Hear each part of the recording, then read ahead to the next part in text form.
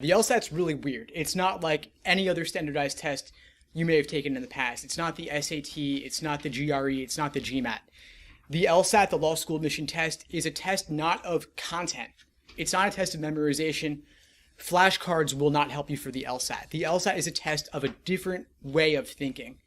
And doing well on it requires a total mindset shift. You have to learn to think like a lawyer, to think critically, analytically, skeptically. So you're looking at dense text, maybe short arguments, maybe reading passages, maybe even logical puzzles.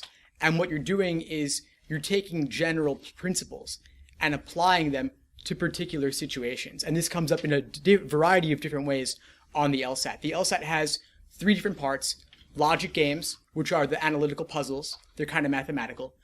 Then there's logical reasoning, which are short, bite-sized arguments of paragraphs that are just a few sentences long.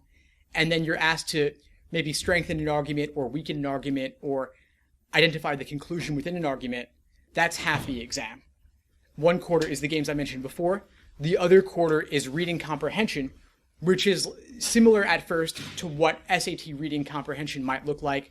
Long passages, 450 words each, then several questions associated with each. But again, the focus is not on the content. You don't have to know anything at all about what the passage was saying in terms of material. What you do have to know is how the author of that passage goes about making their argument. And some of this might seem relevant to law, some of it might not.